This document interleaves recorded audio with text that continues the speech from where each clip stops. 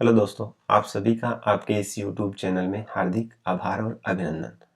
दोस्तों, हम कल कल बात कर रहे थे किसके बारे में? जो भी हमने दर्पण के बारे में देखा था, दर्पण की जो परिभाषाएं थी उसके बारे में हमने डिस्कशन कर लिया था। ठीक है, तो आज हम उसी के बारे में किसके बारे में, दर्पण से रिलेटेड हम कुछ डिस्कशन करेंगे, उसके रूल्स की, नियम की।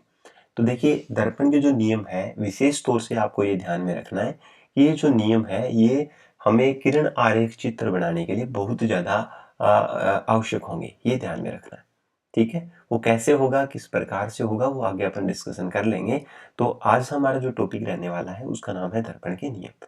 तो दर्पण आपको मैंने बताया था कि दो प्रकार के दर्पण होते हैं, एक अवतल दर्पण और दूसरा कौन सा होता है, उत्तल दर्पण होता है। तो सबसे पहले हम बात करेंगे अवतल दर्पण के बारे में। ठीक है ना? चलिए, अब हम बात कर लेते हैं थोड़ा सा कि अवतल दर्पण के अंदर हम किस प्रकार से नियम के बारे में देख सकते हैं। तो यहाँ पर सबसे पहला जो नियम है वो मैं आपको बता देना चाहता हूँ। सबसे पहला जो नियम है यहाँ पर, फर्स्ट जो नियम है, मान लीजिए ये एक एक्स है, मुख्य एक्स है, और यहाँ पर मैंने आपको बताया था कि ये वाला जो दर्पण आपको दिख रहा है, ये वाला कौन सा दर्पण है? आप सभी बता सकते हैं कि सर अंदर की ओर धंसा हुआ है, तो इसका मतलब ये कौन सा है, अवतल दर्पण है। ठीक है, चलिए, अब यहाँ पर मैं बनाना चाहूँ तो ये इसका क्या होता है, परावर्तक पृष्ठ का मध्य बिंदु क्या कहलाता है, ध्रुव कहलाता है। क्या कहलाता है, ध्रुव, जिसको अपन किससे लिखते हैं, हम पी से लिखते हैं। ये सभी को पता है, कल वाली डेफिनेशन पता होगी सभी को। और ये वाली जो रेखा जो है, ये वाला जो, यानी कि गोलीय दर्पण जो दर्पण जो है वो खोखले गोले का भाग होता है, और उस गोले का मध्य बिंदु क्या कहलाता है, वक्रता केंद्र, जिसको हमने लिखा था सी से। ठीक है, अब कोई भी किरण, आप मान के चलिए, इन दोनों के बीच में जो पॉइंट था, ध्रुव और वक्रता केंद्र, इन दोनों के बीच में जो पॉइंट था एकदम बीचों बीच, उसका नाम था, हमने देखा था, क्या देखा था, मुख्य फोकस देखा था। ठीक है, अब ध्यान से सुनिए एक बात, अगर कोई भी प्रकाश की किरण मुख्य अक्ष के क्या आती है, समांतर आती है, ऐसे ऐसे कोई किरण अगर आती है, मुख्य अक्ष के समांतर चलकर आती है, तो याद रखना, अवतल दर्पण से जैसे ही वो परावर्तित होगी, परावर्तित का मतलब है वो उसी माध्यम में आएगी, क्योंकि पीछे तो पॉलिश की हुई है, यहाँ वाली साइड पॉलिश की हुई है, तो आगे जा नहीं सकती, तो ये किरण क्या होगी, उसी माध्यम में क्या होगी, परावर्तित होगी। तो ये वाली किरण सदैव याद रखना, कौन से कहाँ से गुजरेगी, ये किरण यहाँ से गुजरेगी। सॉरी, थोड़ी टेढ़ी हो गई है, आप बेटा बनाओगे ना तो आपसे एकदम अच्छे तरीके से बनेगा। ठीक है, चलिए, हम बात कर रहे थे इसकी। तो ये वाली जो किरण आपको दिखाई दे रही है, ये कहाँ से गुजरेगी, यहां से गुजरेगी, यहां से, ऐसे। ठीक है, एकदम स्ट्रेट रेखा बनानी है, ऐसे नहीं है टेढ़ी मेढ़ी बनानी है। ठीक है ना? तो समझ आ गया पहला रूल, यदि कोई प्रकाश किरण मुख्य अक्ष के समांतर, ये वाला मुख्य अक्ष है, ठीक है ना, एम और एन जो है ये आपका मुख्य अक्ष है। क्यों है ये मुख्य अक्ष है? क्योंकि जो वक्रता केंद्र और ये जो ये वाला जो है ध्रुव है, इसको मिलाने वाली जो रेखा होती है वो होती है मुख्य अक्ष। तो मुख्य अक्ष के जब कोई भी किरण समांतर आती है, आप मैथ में समझते होंगे कि जो समांतर वाली किरणें हैं वो क्या होगी, कभी एक दूसरे को नहीं काटेगी। समांतर किरणें क्या होती है, इन दोनों के बीच में, यानी दो रेखाओं के बीच अगर डिस्टेंस, दूरी समान है तो वो समांतर होगी। ठीक है ना? तो अगर ये किरण समांतर गुजर करके अवतल दर्पण पर गिरती है तो वो परावर्तन के बाद फोकस से गुजरेगी। पहला नियम याद रखना। ठीक है, चलिए दूसरा नियम देख लेते हैं। दूसरा नियम क्या बोल रहा है, यहां से ध्यान से सुने।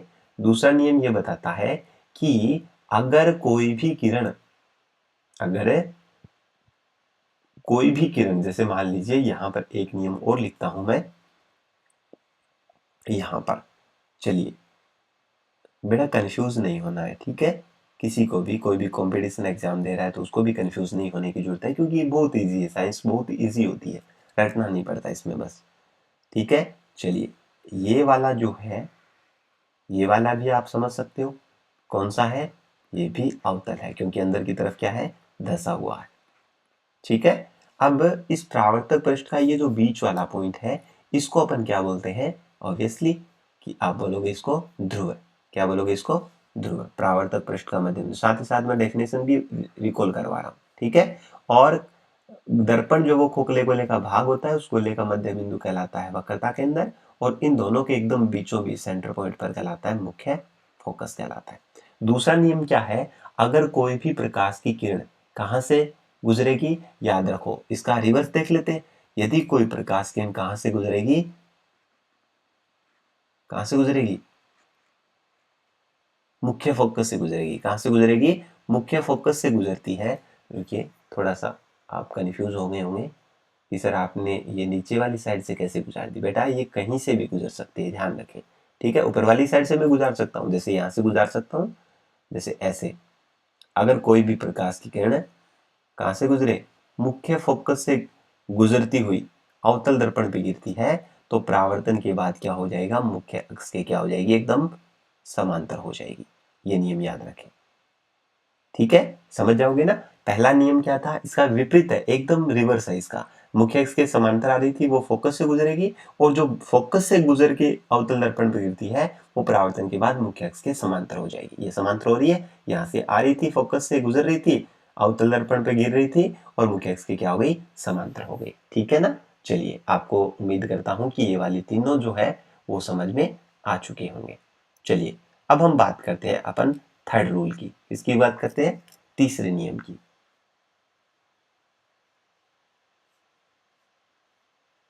ठीक है, चलिए देख लेता हूं एक बार, आपको दिख तो रहा है ना स्लाइड के अंदर अच्छे से, ठीक है दिख रहा है। अब आइए यहां से अगर हम देखें तीसरे नियम की, तो यहां मैं तीसरा नियम बता देता हूं आपको, थर्ड नियम। थर्ड नियम में क्या है, वैसे ही सेम सिमिलर आपको एक डायग्राम ड्रॉ करना है, क्योंकि अवतल दर्पण की बात कर रहे हैं, नियम 4 होंगे इसके, ध्यान रखना थोड़ा सा। चलिए ये वाला अवतल दर्पण है, क्योंकि अंदर की तरफ क्या है, धंसा हुआ है, बाहर पॉलिश की हुई है, ये पॉलिश है, ठीक है। दूसरी बात है, यहां से अगर आप देखेंगे तो परावर्तक पृष्ठ का मध्य बिंदु, दर्पण के परावर्तक पृष्ठ का मध्य बिंदु क्या कहलाता है, ध्रुव कहलाता है, पोल। और दर्पण एक खोखले गोले का भाग होता है, उस गोले का मध्य बिंदु क्या कहलाता है, वक्रता केंद्र। और इन दोनों के एकदम बीचों बीच कहलाता है मुख्य फोकस, मुख्य फोकस, ठीक है। चलिए अगर कोई भी प्रकाश की किरण कहां से गुजर गुजर के यहां से गुजरती है, कहां से गुजरती है, वक्रता केंद्र, सी का मतलब वक्रता केंद्र से गुजरती है, तो परावर्तन के बाद क्या होगा, उसी रास्ते से वापस लौट जाएगी। ये ध्यान रखना, ये तीसरा नियम ध्यान रखना है। अगर कोई भी किरण वक्रता केंद्र से गुजर कर अवतल दर्पण पर गिरेगी तो परावर्तन के बाद मुख्य अक्ष की क्या हो जाएगी, समांतर हो जाएगी, सॉरी वापस उसी पथ पर, उसी रास्ते से वापस चली जाएगी, ठीक है। चलिए अब अपन याद करते हैं फोर्थ नियम, ठीक है। फोर्थ नियम के बारे में डिस्कशन कर लेते हैं, ठीक है। रटना नहीं है, बिल्कुल एकदम इजी चैप्टर है, फिजिक्स से चैप्टर है, बड़े इजी चैप्टर है। चलिए अब यहां से अपन देखें, ये दिख तो रहा है ना सभी को, एक बार चेक कर लेता हूं मैं, ठीक है, एक बार रुकिए, ठीक है, चेक कर लेते हैं अपन एक बार, दिख रहा है, चलिए दिख तो रहा है, ठीक है। अब देखिए आप लोग यहां से देखिए कि ये वाला जो आपको दिख रहा है ये डायग्राम, इसके अंदर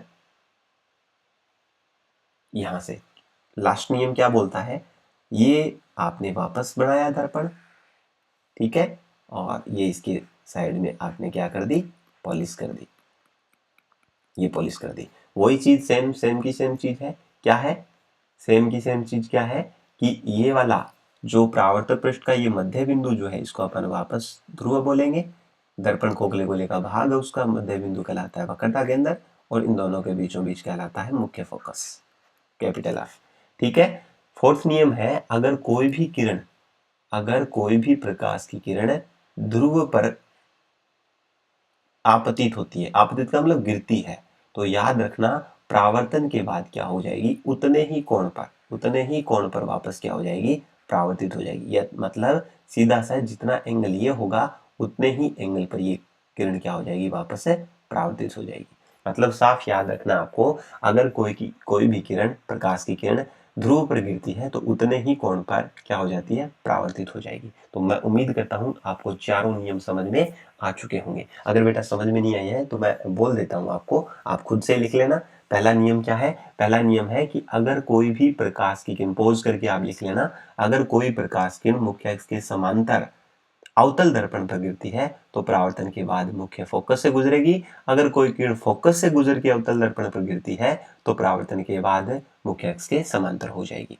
तीसरा नियम है, अगर कोई प्रकाश की किरण वक्रता केंद्र से गुजरकर अवतल दर्पण पर गिरती है तो परावर्तन के बाद उसी रास्ते से चली जाएगी। और फोर्थ नियम, अगर कोई प्रकाश किरण ध्रुव पर गिरती है तो उतने ही कोण पर वापस परावर्तित हो जाती है। तो ये 4 नियम थे अवतल दर्पण से रिलेटेड। उम्मीद करता हूं कि आपको ये चारों के चारों नियम समझ में आ चुके होंगे। ठीक है, समझ आ गए सभी को? अगर फिर भी समझ में नहीं आता है तो आप वीडियो को पॉज करके एक बार देख लीजिएगा कि किस प्रकार से आपको मैंने समझाया है, और वो आपको क्लियरली समझ में भी आ जाएगा। लिखना चाहो तो आप लिख लेना वीडियो पॉज करके। ठीक है, चलिए अब हम बात करते हैं नेक्स्ट। एक एक दर्पण के हमने नियम देख लिए, अब देखेंगे हम उत्तल दर्पण के। कौन से दर्पण के? उत्तल दर्पण के। ठीक है, चलिए अब देखिए अपन बात करते हैं कौन से की? उत्तल दर्पण की। चलिए इसके भी नियम देख लेते हैं। उत्तल दर्पण, उत्तल दर्पण, ठीक है, कॉन्वेक्स मिरर। चलिए अब हम बात करते हैं सबसे पहला नियम। पहला नियम इसके अंदर भी वही है। ठीक है, ये वाला, इसकी थोड़ी सी स्ट्रक्चर याद रखना कि कैसे बनेगी, है ना, कंफ्यूज मत हो जाना। बाहर की तरफ उबड़ा होता है, ये सभी को पता होगा। उम्मीद करता हूं कि आप सभी को ये वाली चीज भी पता होगी। ये देखिए ऐसे बनेगा ये वाला। ये अंदर पॉलिश है और बाहर की तरफ क्या है, ये उभरा हुआ है। चलिए अब हम बात करते हैं यहाँ से। ये मुख्य अक्ष वही है जो बीच में से गुजर रहा है। परावर्तक पृष्ठ बाहर वाला है इसके अंदर, तो परावर्तक पृष्ठ का जो मध्य बिंदु है ये क्या कहलाता है? ध्रुव कहलाता है। अब आप इधर वाली साइड फोकस वगैरह नहीं लिखो, क्योंकि गोला किधर बन रहा है? इधर वाली साइड बन रहा है। इधर वाली साइड बन रहा है ना गोला, तो इसका मतलब सीधा सा कंसेप्ट है कि इस गोले का मध्य बिंदु, दर्पण जिस गोले का भाग है उस गोले का मध्य बिंदु वक्रता केंद्र कहलाता है, और इन दोनों के बीचों बीच वाली जो पॉइंट है उसको बोलते हैं मुख्य फोकस, कैपिटल एफ। नियम ये बोलता है कि अगर कोई भी किरण मुख्य अक्ष के समांतर आती है, ये मुख्य अक्ष हो गया आपका, ये वाला बीचों बीच जा रहा है जो, ये मुख्य अक्ष की अगर कोई भी किरण समांतर आती है, समांतर आती है, तो ध्यान रखना उसमें तो फोकस से गुजर रही थी, पर यहां गुजरेगी नहीं। यहां क्या होगी? गुजरती हुई प्रतीत होगी। ऐसे यहां से यहां डॉट डॉट करोगे और यहां एकदम सीधी रेखा खींच दोगे।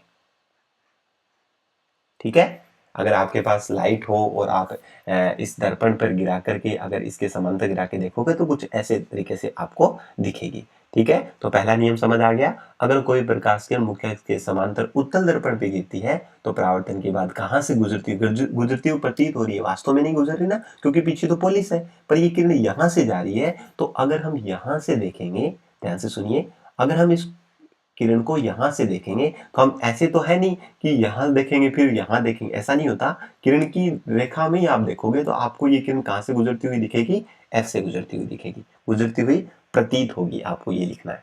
ठीक है, जब कोई प्रकाश किरण मुख्य अक्ष के समांतर उत्तल दर्पण पर गिरती है तो परावर्तन के बाद मुख्य अक्ष के मुख्य फोकस से गुजरती हुई क्या होगी? प्रतीत होगी। नियम पहला समझ आ गया। चलिए अब हम बात करते हैं सेकंड नियम की। सेकंड नियम क्या बोलता है? सेकंड नियम के बारे में आप देख लीजिएगा। जैसे वही दर्पण बनाना है आपको, ठीक है, ये वाली साइड, ठीक है, वैसे ही सेम का सेम ये पॉलिश कर दिया आपने।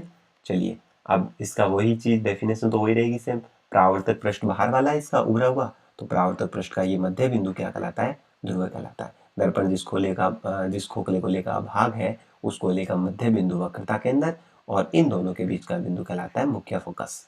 ठीक है, कैपिटल एफ। अब दूसरा नियम, अगर कोई भी प्रकाश की किरण क्या होती है? इसके ऊपर गिरती हुई प्रतीत होती है। पहले आप बेटा ऐसे बना लेना, ठीक है, स्केल से ऐसे रेखा खींच लेना और इसको बाद में यहां से मिला देना। अच्छा तरीका बता रहा हूं आपको चित्र बनाने का। चलिए ठीक है, अगर कोई भी प्रकाश की किरण वक्रता केंद्र पर गिरती है, क्या बोलो आप? मैं ये लैंग्वेज यूज करूं, ये भाषा यूज करूं कि ये किरण जो है वक्रता केंद्र पर गिरती है? नहीं, आप बोलोगे सर गिरती नहीं है, गिरती हुई प्रतीत हो। तो क्या होगा? परावर्तन तो होगा, क्योंकि दर्पण पे गिर रही है, उत्तल दर्पण पर, सॉरी। तो जैसे ही ये किरण है, जब कोई किरण वक्रता केंद्र पर गिरती हुई क्या हो, प्रतीत हो, तो परावर्तन के बाद क्या होगा, उसमें भी वही देखा हमने, उसी रास्ते से क्या हो जाएगी, चली जाएगी, उसी रास्ते से परावर्तित हो जाएगी। समझ आ गया ये वाला भी रूल है ठीक है। चलिए, ये अगर कोई भी प्रकाश की किरण वक्रता केंद्र पर गिरती हुई प्रतीत हो तो परावर्तन के बाद उसी रास्ते से वापस लौट जाती है। ठीक है। चलिए, अब थर्ड नंबर नियम ये बोलता है, चलिए बनाया हमने, और इसके बाद में हमने ये दर्पण बनाया। ठीक है। अब इसके अंदर वाली साइड पॉलिश कर दो, क्योंकि बाहर वाला उभरा हुआ हिस्सा होना चाहिए उत्तल दर्पण में। चलिए, अब हम बात करते हैं यहाँ पर, ये बिंदु वही है सेम, जो अब परावर्तक पृष्ठ का मध्य बिंदु कहलाता है ध्रुव, दर्पण खोखले गोले का भाग है उसका मध्य बिंदु वक्रता केंद्र, और इन दोनों के बीच का बिंदु कहलाता है मुख्य फोकस। ठीक है। अगर कोई भी प्रकाश की किरण, याद रखें, कोई भी प्रकाश की किरण फोकस पर गिरती हुई प्रतीत हो, वहां तो गुजर रही थी, गुजर के मुख्य अक्ष के समांतर हुई थी, तो यहाँ पर गिरती हुई क्या होगी, प्रतीत होगी। अच्छा तरीका बता रहा हूँ, पहले आप स्केल से यहाँ तक तो एकदम पक्की रेखा खींच ले, लाइन खींच ले, और उसके बाद में डॉट डॉट मिला दे, एकदम सीधी रेखा। तो यहाँ से क्या दिख रहा है आपको, अगर कोई प्रकाश किरण फोकस पर गिरती हुई प्रतीत हो तो परावर्तन तो होगा, क्योंकि दर्पण पे गिर रही है तो दर्पण परावर्तन करता है, तो परावर्तन के बाद मुख्य अक्ष के क्या हो जाएगी, समांतर हो जाएगी, ऐसे हो जाएगी। ठीक है। मुख्य अक्ष कौन सा है, ये वाला जो दिख रहा है ये मुख्य अक्ष है, तो इस मुख्य अक्ष की क्या हो गई, समांतर हो गई। तो अगर कोई प्रकाश किरण फोकस पर गिरती हुई प्रतीत हो तो परावर्तन के बाद मुख्य अक्ष की क्या हो जाएगी, समांतर हो जाएगी। ठीक है। ये नियम भी आपको समझ में आ चुका होगा। चलिए हम फोर्थ नियम की बात कर लेते हैं। फोर्थ नियम सिमिलर है। फोर्थ नियम क्या है, एकदम सिमिलर है, जैसे उसमें था सेम इसी में है। चलिए चेक कर लेते हैं। ये वाला जो दर्पण है, ये कौन सा दर्पण है, उत्तल दर्पण है, क्योंकि बाहर की तरफ उबड़ा हुआ है। परावर्तक पृष्ठ का मध्य बिंदु, सेंटर पॉइंट, क्या कहलाता है, पोल कहलाता है, ध्रुव कहलाता है, और दर्पण जिस गोले का भाग है उस गोले का मध्य बिंदु वक्रता केंद्र, और इन दोनों के बीच का जो बिंदु है वो कहलाता है मुख्य फोकस। ठीक है। लास्ट नियम ये बोलता है कि अगर कोई भी प्रकाश की किरण तिरछी ध्रुव पर गिरती है, कहां पर गिरती है, तिरछी, तिर्यक, आपकी किताब में लैंग्वेज लिखी हुई है तिर्यक रेखा, अगर कोई भी प्रकाश किरण तिर्यक ध्रुव पर गिरती है या तिर्यक रेखा के रूप में ध्रुव पर गिरती है, तो परावर्तन के बाद उतने ही कोण पर क्या हो जाएगी, परावर्तित हो जाएगी, उतने ही कोण पर, यानी कि जितना एंगल ये है उतना ही एंगल ये होगा, उतने ही कोण पर क्या हो जाएगी, परावर्तित हो जाएगी। ये ध्यान रखें। समझ गए, चारों नियम समझ गए। एक बार वापस रिकॉल करवा देता हूं, ध्यान से सुनिएगा। उत्तल दर्पण के हम रूल की बात कर रहे थे, तो सबसे पहला रूल ये है कि अगर कोई प्रकाश किरण मुख्य अक्ष से समांतर गिरती है तो उत्तल दर्पण से परावर्तन के बाद वो फोकस से गुजरती हुई क्या होगी, प्रतीत होगी। दूसरा नियम है, अगर कोई प्रकाश किरण, बोलिए बोलिए बोलिए, शाबाश, हाँ सही बोला आपने, अगर कोई प्रकाश की किरण वक्रता केंद्र पर गिरती हुई प्रतीत हो तो परावर्तन के बाद उसी रास्ते से वापस लौट जाएगी। तीसरा नियम है, अगर कोई प्रकाश की किरण फोकस पर गिरती हुई प्रतीत हो तो उत्तल दर्पण से परावर्तन के बाद क्या होगा, उसी रास्ते मुख्य अक्ष के समांतर हो जाती है। लास्ट नियम है, अगर कोई प्रकाश किरण ध्रुव पर तिरछी गिरती है तो उतने ही कोण पर वापस क्या हो जाती है, परावर्तित हो जाती है। तो बेटा जी, चार जो नियम थे उत्तल दर्पण के, चार ही अवतल दर्पण के नियम थे। इसके बारे में मैंने आपको पूरा समझाने का प्रयास किया है। अब यहाँ पर मैं थ्योरी नहीं लिख रहा हूँ, क्यों नहीं लिख रहा हूँ, इसीलिए नहीं लिख रहा हूँ कि आप वीडियो को पॉज करके जैसे मैंने बोला है वैसे वैसे आप लिखते जाएं अपनी लैंग्वेज में, जैसा आपको समझ आया। ठीक है, क्योंकि जब तक आप अपनी लैंग्वेज में नहीं लिखोगे तब तक आपको दिक्कत आएगी। ठीक है, तो रटने की बजाय जब तक हम अपनी लैंग्वेज पे फोकस नहीं करेंगे तब तक हम अच्छे से नहीं सीख पाएंगे, और मैं नहीं चाहता कि मेरे जो स्टूडेंट्स हैं या फिर जो भी वीडियो देखने वाले हैं वो रटे। ठीक है, चलिए हम बात करते हैं अब, एक पॉइंट की बात करते हैं, एक फैक्ट की बात करते हैं जो काफ़ी टाइम से जिसके ऊपर क्वेश्चन पूछे जा रहे हैं, तो उस फैक्ट के बारे में थोड़ा सा मैं डिस्कशन कर लेता हूँ। फैक्ट क्या है, नोट करके लिखना, वेरी वेरी इंपॉर्टेंट क्वेश्चन है।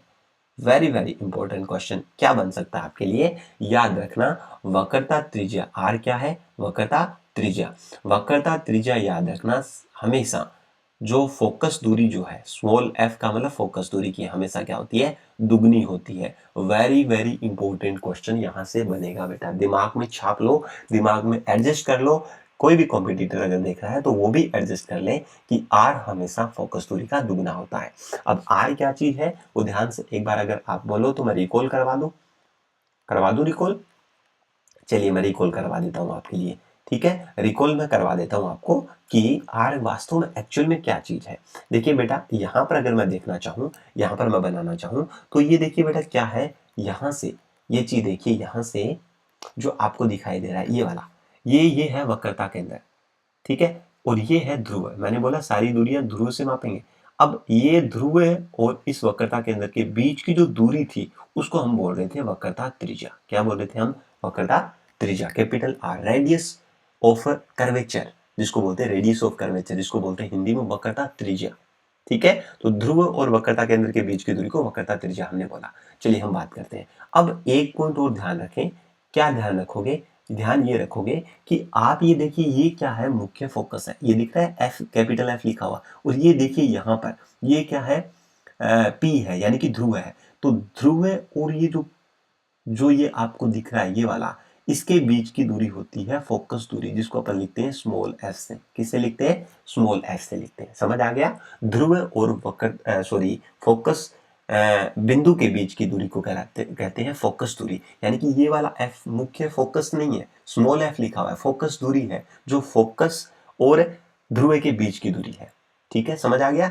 ये वक्रता त्रिज्या क्या है? ये वाला वक्रता केंद्र और ध्रुव के बीच की दूरी को वक्रता त्रिज्या। अब आप यहाँ से इस चित्र में देख सकते हैं, देखिए बेटा ये आर दिखाई दे रहा है, दिख रहा है ना फर्स्ट डायग्राम में, ये आर दिख रहा है, ये आर इतनी दूरी है ना, ये जो बीच में जो दिख रहा है एफ मुख्य फोकस, ये दूरी, ये मुख्य फोकस से ध्रुव के बीच की दूरी और इस मुख्य फोकस से वक्रता केंद्र के बीच की दूरी, इन दोनों के बीच की दूरी समान होती है। जैसे अगर बात करें, ध्यान से सुनिएगा एक बार, ध्यान से सुनिएगा बेटा, रटना नहीं है। अब ध्यान से सुनिएगा, ये वाला जो ध्रुव है यहाँ पर थर्ड नंबर डायग्राम में देखिए, और ये वाला जो मुख्य फोकस है, इसके बीच की दूरी मैंने आपको अभी बताया कि इन दोनों के बीच की दूरी होती है फोकस दूरी। क्या होती है? फोकस दूरी। तो याद रखें, फोकस दूरी और वक्रता केंद्र जो है इसके बीच की दूरी भी है, वो भी उतनी ही होती है। अगर ये f है तो इसको भी अपन क्या मान सकते हैं? f ही मान सकते हैं। अब आप बोलोगे सर यहाँ तो r माना था ना। बेटा r ये नहीं है। r कौन सी वाली दूरी है? यहाँ से ये वाली दूरी r है, यानी कि ध्रुव से वक्रता केंद्र के बीच की दूरी r है, रेडियस है। तो अगर मैं इनको टुकड़ों में बोलूं, मैंने बताया आपको ये फोकस बिंदु एकदम बीच में होता है, तो जितनी दूरी ध्रुव से f के बीच की दूरी है उतनी ही f और c के बीच की दूरी है। इसका मतलब साफ है, अगर ये दूरी f है तो ये भी दूरी f है, तो f ये रहा, f ये रहा, तो टोटल r है, ये यहाँ से लेकर यहाँ तक r है। तो आप बताओ ये दूरी टोटल कितनी हो गई? देखिए बेटा आप ध्यान रखें, ये वाली दूरी जो मैं बना रहा हूँ, ये वाली जो दूरी है ये f है, और इतनी जितनी दूरी ये है उतनी ही आगे है, तो ये भी f ही मान लो। तो f और f कितनी हो गई? ये टोटल पूरी दूरी r है, क्योंकि वक्रता केंद्र और ध्रुव के बीच की दूरी r होती है। तो ये r किसके बराबर हो गया? f प्लस f किसके बराबर हो गया? 2f के बराबर हो गया। तब ये कंसेप्ट निकल के आया यहाँ से, ये कंसेप्ट तब निकल के आया है कि वक्रता त्रिज्या हमेशा फोकस दूरी की दुगनी होती है। अगर ऐसा नहीं लिखा हो तो दूसरा कंसेप्ट ये भी आ सकता है, यहाँ पर f है, ये दो गुणा में ना इधर आके क्या हो जाएगा? भाग में चला जाएगा, तो r बटे क्या हो जाएगा? 2 हो जाएगा, और इधर वाली साइड क्या रह जाएगा? f रह जाएगा। अब इसकी डेफिनेशन क्या हो जाती है? अब डेफिनेशन ये हो जाएगी कि फोकस दूरी, f का मतलब फोकस दूरी किसकी आधी है? वक्रता त्रिज्या की आधी होती है। दोनों एक ही बात है, एक ही चीज है। जैसे मैथ में आप क्या करते हो, इधर वाली साइड को उधर ले जाते हो और उधर वाली साइड को इधर ले आते हो ना, सेम वैसे ही यहाँ हुआ है। यहाँ वाले डेफिनेशन के थ्रू बोलोगे, दोनों सही है डेफिनेशन। वक्रता त्रिज्या फोकस दूरी की दो गुनी है, दो ये गुणा में है, बीच में निशान नहीं है, इसका मतलब क्या है? गुणा में है। तो फोकस दूरी की दुगनी होती है वक्रता त्रिज्या, और यहाँ क्या है? फोकस दूरी जो है वो वक्रता त्रिज्या की आधी होती है। दोनों बात एक ही है। क्वेश्चन कैसे बन सकता है वो ध्यान से सुनिएगा, वो इंपॉर्टेंट है। क्वेश्चन ऐसे बनेगा कि कोई भी अवतल दर्पण, ठीक है, एक बार मैं प्लस माइनस की बात नहीं कर रहा हूं, प्लस माइनस की बात आगे अपन कार्तीय चिन्ह पर पाठी पढ़ेंगे, उसमें बात करेंगे। मान लो यदि कोई उत्तल दर्पण, ध्यान से सुनिएगा मेरी बात को, उत्तल दर्पण है और उसकी फोकस दूरी f दे रखी है आपको कितनी? 30 सेंटीमीटर। कितनी दे रखी है? 30 सेंटीमीटर दे रखी है, और आपसे पूछा है वक्रता त्रिज्या ज्ञात कीजिए। वक्रता त्रिज्या बताइए। तो आपका आंसर क्या हो जाएगा, सीधा कुछ नहीं करना है बेटा, कुछ भी नहीं करना है आपको। आप क्या करोगे, डायरेक्टली आप इस उत्तल दर्पण की जो सूत्र जो है आर और एफ के बीच में जो रिलेशन आपसे पूछा जा सकता है कि आर और एफ के बीच में क्या संबंध है, ऐसा कुछ दिया होता है। ठीक है, वक्रता त्रिज्या व फोकस दूरी के बीच संबंध relation between radius of curvature and किसकी, फोकल लेंथ का मतलब फोकस दूरी। ठीक है, इन दोनों के बीच में संबंध का ये सूत्र है, ध्यान रखें, ऐसा पूछे तो ये सूत्र ध्यान रखना। चलिए हम देख लेते हैं भी इसका आंसर क्या होगा। हम जानते हैं कि सर कैपिटल आर इक्वल होता है 2f। क्या होता है, 2f होता है। ठीक है, मान लिया आपने 2f होता है। ठीक है, मैंने मान लिया 2f होता है। चलिए तो जिसकी वैल्यू दे रखी है उसकी वैल्यू रख दे, capital R equal 2 into F की वैल्यू कितनी दे रखी है, 30 सेंटीमीटर, तो यहाँ पर 30 रखें और इसका जब आप 30 को 2 से गुणा करोगे तो आएगा 60। जैसे सेंटीमीटर यूनिट है तो आप सेंटीमीटर इकाई लगा देंगे, तो इसका आंसर क्या हो जाएगा, 60 सेंटीमीटर हो जाएगा। ठीक है ना, ये दोनों टाइप से पूछा जा सकता है, रिवर्स भी पूछ सकता है। रिवर्स कैसे पूछेगा, इसका क्वेश्चन कैसे बन सकता है, एक और अगर क्वेश्चन देखें तो इसका क्वेश्चन ऐसे बनेगा कुछ, जैसे क्वेश्चन मैं बता रहा हूं, जैसे आपको दे दिया। अब प्लस माइनस क्या है वो मैं बता देता हूँ। प्लस माइनस याद रखें, बाईं तरफ की जितनी भी लेफ्ट हैंड साइड की जितनी भी दूरियां होगी वो सारी की सारी क्या होगी, लेफ्ट हैंड साइड की जो भी दूरियां होगी वो सारी की सारी, सॉरी यहां पर मैंने गलत लिख दिया। ठीक है, बाएं तरफ की जो भी दूरियां होगी ये लेफ्ट साइड होती है, और ये वाली लेफ्ट साइड है और ये वाली राइट साइड है, ये राइट साइड है, दाईं साइड है और ये बाईं साइड है। तो बाईं साइड की सारी दूरियां किस में होंगी, माइनस में होंगी, और दाईं साइड की सारी दूरियां किस में होंगी, प्लस में होंगी। ये ध्यान रखें, इधर वाली जितनी भी ध्रुव से आप मापोगे दूरी ये सारी प्लस की है, और इधर ध्रुव से जो भी दूरी मापोगे ये माइनस की है। क्योंकि उत्तल दर्पण में इधर दूरी मापने की जरूरत नहीं होती। क्यों नहीं होती, क्योंकि इधर तो ना तो फोकस है ना ही वक्रता केंद्र, सारी इधर है। तो इसका मतलब उत्तल दर्पण से सारी दूरी प्लस में आएगी, फोकस दूरी भी प्लस में आ रही है, वक्रता त्रिज्या भी प्लस में आएगी, ये प्लस में आएगी। तो याद रखें, तो उत्तल दर्पण ही हमने बोला था यहाँ, तो उत्तल दर्पण की जो फोकस दूरी वो इधर वाली साइड है दाईं तरफ, तो इसका मतलब f का मान क्या आएगा, यहाँ प्लस आएगा, प्लस। ये मैं आगे बताऊंगा भी। ठीक है, तो इसका मान फोकल लेंथ जो है, सॉरी जो वक्रता त्रिज्या जो है वो भी किस में आएगी, प्लस में आएगी। ये थोड़ा सा ध्यान रखें ये कंसेप्ट। चलिए एक बात और देखते हैं। अब उत्तल के लिए बात की थी, अब हम अवतल के लिए बात कर लेते हैं। कंसेप्ट एक ही रहेगा, अवतल दर्पण है, कोई हमारे पास क्या है, अवतल दर्पण है। चलिए बात करते हैं, अवतल दर्पण है। अब अवतल दर्पण हमारे पास जब है,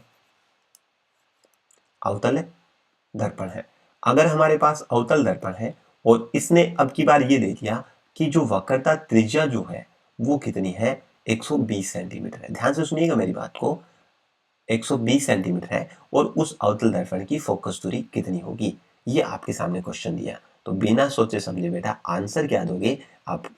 हमेशा याद रखते हो कि आर और एफ दिया हो तो उसके बीच में रिलेशन हमेशा होता है आर बराबर 2f, और आपको जिसकी वैल्यू दे रखी है उसकी वैल्यू रख दे।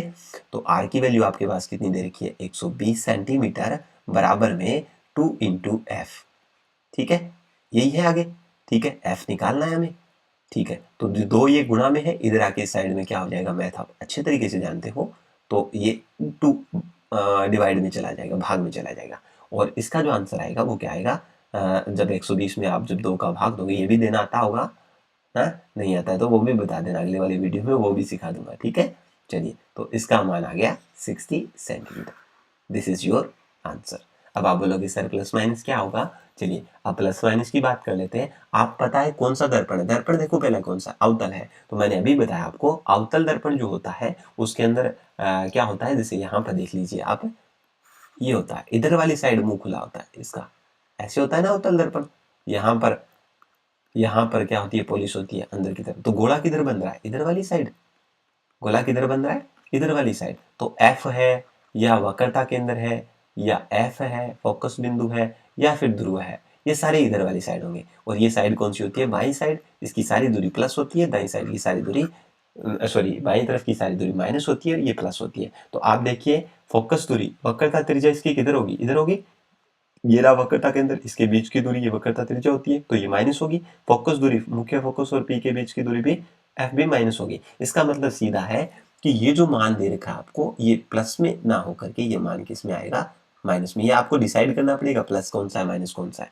माइनस कैसे होगा, ये इस हिसाब से बाईं तरफ होगा तो ये सारे माइनस के होंगे, दाईं तरफ बनेगा तो ये सारे प्लस के होंगे। ठीक है, तो ये वाला जो आंसर भी जो निकल के आएगा आपका वो क्या किस में आएगा, माइनस में ही आएगा अगर दिया हो तो। अगर नहीं दे रखा हो ऑप्शन में, ये ऑप्शन में 1 नंबर के क्वेश्चन में आ सकता है बेटा। ठीक है, तो उम्मीद करता हूं कि आपको ये वीडियो जो है बहुत ही अच्छे तरीके से समझ में आ चुका होगा। अच्छा, ये कट गया क्या, ये जो अभी बताया मैंने वो कट गया शायद, है ना, ये दिख नहीं रहा है, ये कट गया। अब कैसे करें बेटा, अब आगे पीछे तो ये हो ही नहीं रहा ना। ठीक है, कैसे करें, चलो छोटा करके देखता हूँ ना। अब दिखाई दे रहा होगा, अब अच्छे से दिखाई दे रहा होगा, ये क्वेश्चन आराम से दिखाई आपको दे गया होगा।